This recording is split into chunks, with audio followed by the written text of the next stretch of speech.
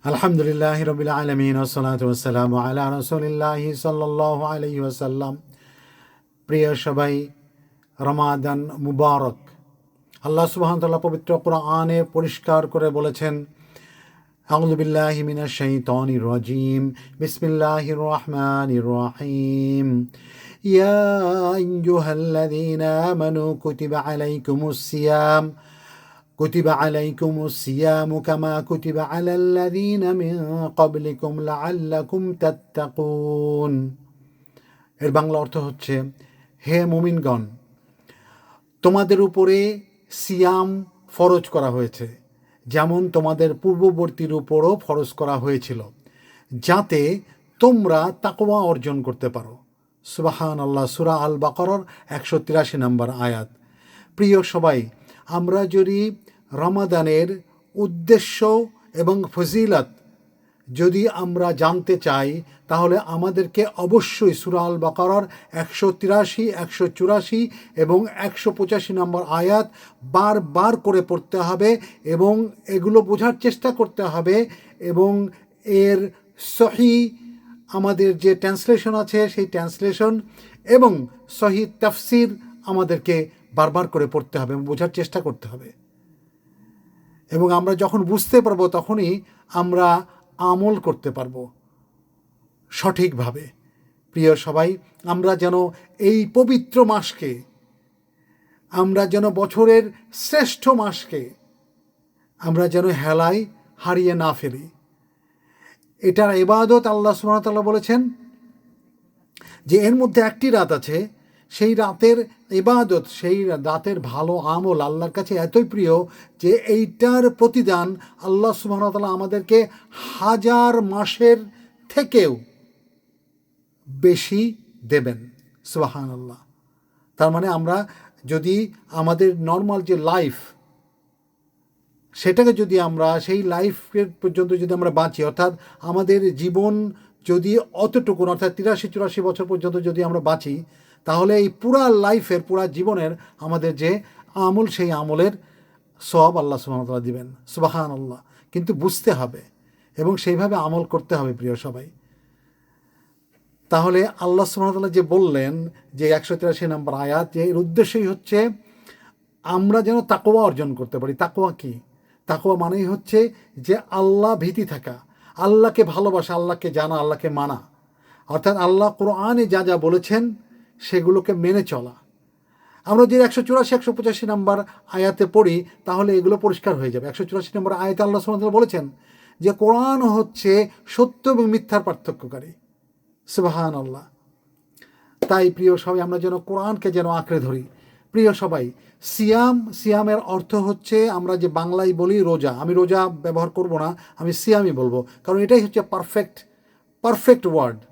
কারণ অনেক কিছুই যখনই আমরা আরবি থেকে বাংলায় অর্থ করতে যাই, তখনই সব কিছু পরিবর্তন হয়ে যায়। যেমন আমরা ইসলামকে জীবন ব্যবস্থা না বলে, দিন না বলে, আমরা যখন ইসলামকে ধর্ম বলি, তখন ইসলামের আসল যে বৈশিষ্ট্য, সেই বৈশিষ্ট্যটাকেই আমরা হারিয়ে ফেলি।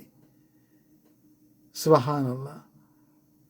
তাই আমরা যেন সঠিক শব্দটা আমরা যেন চিনে সেটাকে ব্যবহার করি, তাহলে আমরা আলহামদুলিল্লাহ আমাদের উদ্দেশ্য সফল হবে এবং আমরা বুঝতে পারবো যে আমরা কে।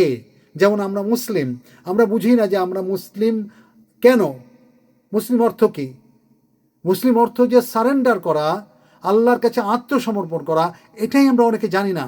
তারপরেও যদি জানি যে অর্থ আত্মসমর্পণ করা, কিন্তু আত্মসমর্পণ করার অর্থ কি এটাও বুঝি না। তাই প্রিয় সবাই, আমাদেরকে আত্মসমর্পণ করার অর্থ বুঝতে হবে আল্লাহর কাছে।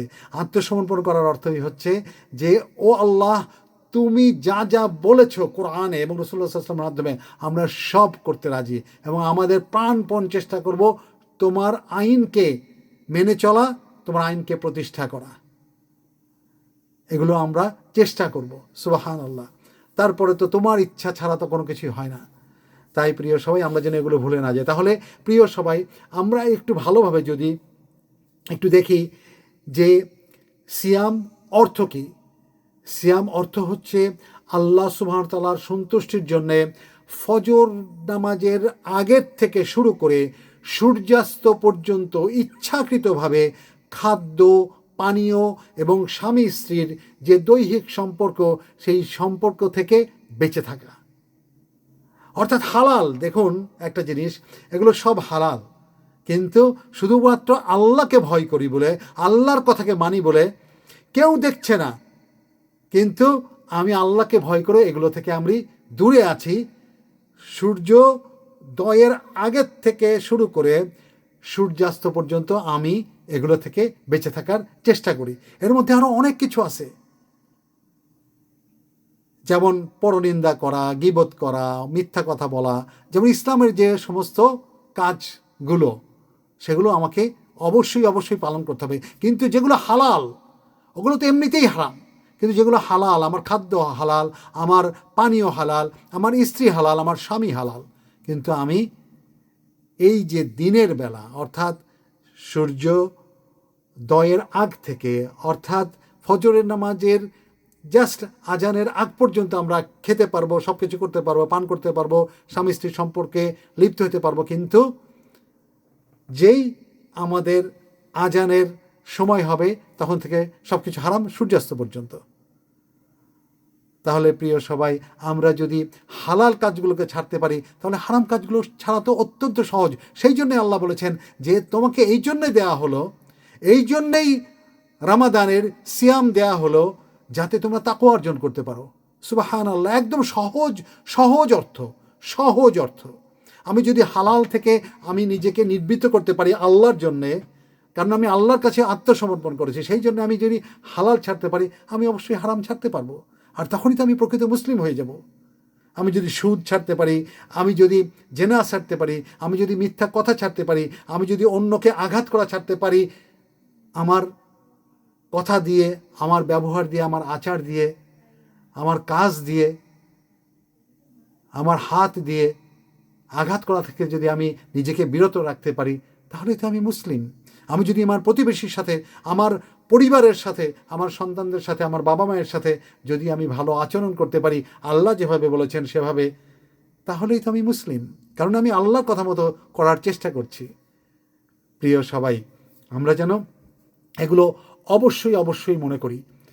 প্রিয় সবাই, তাহলে তাকওয়ার অর্থ কি? তাকওয়ার অর্থ হচ্ছে আল্লাহকে ভয় করা, গোপনে প্রকাশ্যে সমস্ত গুনাহ থেকে বেঁচে থাকা, এই কারণে যে আল্লাহ সুবহানাহু ওয়া তাআলা সব কিছু দেখছেন, এবং এই গুনাহের কারণে আমাকে এমন এক জায়গায় সারা জীবন কাটাতে হবে যে জীবনের কোনো শেষ নাই।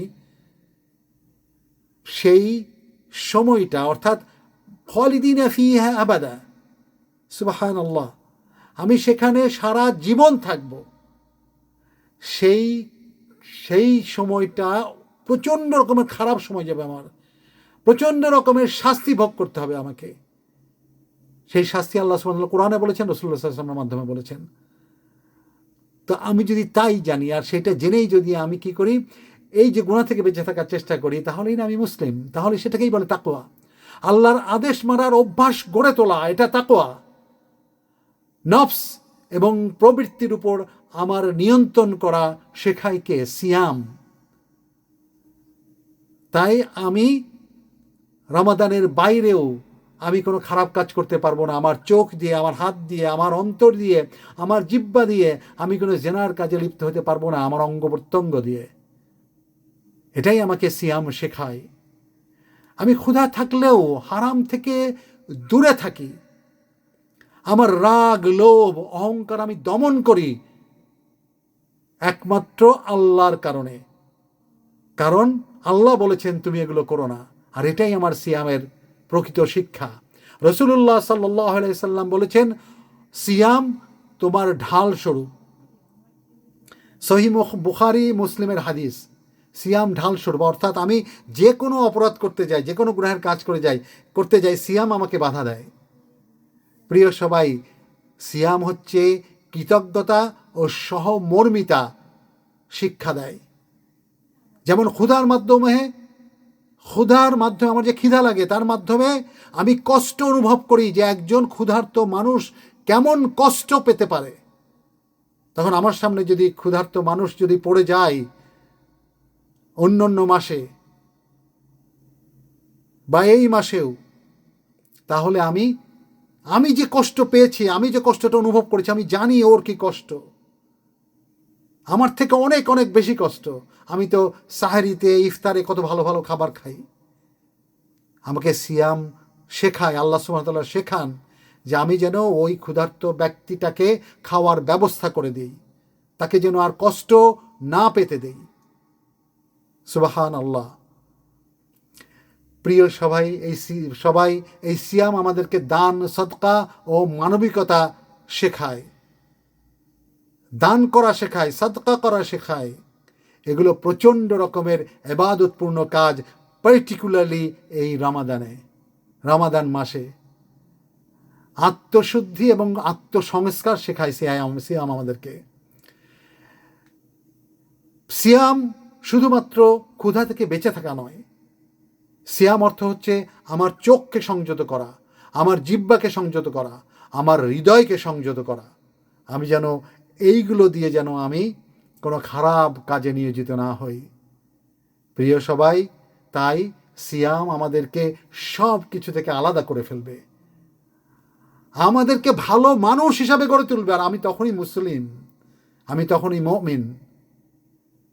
প্রিয় সবাই, তাহলে আমাদের জানতে হবে সিয়াম ফরজ হয় কখন। সিয়াম অবশ্যই পালন করতে হবে মুসলিম হওয়া শর্ত, প্রাপ্তবয়স্ক হওয়া শর্ত, সুস্থ সক্ষম হওয়া শর্ত। আমি যদি ভ্রমণরত না থাকি তাহলে আমাকে সিয়াম পালন করতে হবে। এবং নারীদের ক্ষেত্রে, নারীরা যদি হায়েজ ও নিফাস যুক্ত থাকে তাহলে তাদের জন্য রোজা ফরজ নয়, তারা অন্য সময় করে দেবে। এটাও আমাদেরকে আল্লাহ সুবহানাহু ওয়া তাআলা বলে দিয়েছেন সূরা আল বাকারার 185 নম্বর আয়াতে। প্রিয় সবাই, আমরা যদি অসুস্থ থাকি, মুসাফির অবস্থায় থাকি, আর মেয়েরা যদি গর্ভবতী বা দুগ্ধদানকারী নারী হয়ে থাকে, তাদের জন্য ছাড় দেওয়া হয়েছে। আল্লাহ সুবহানাহু ওয়া তাআলা ছাড় দিয়েছেন এবং বিকল্প ব্যবস্থা দিয়েছেন।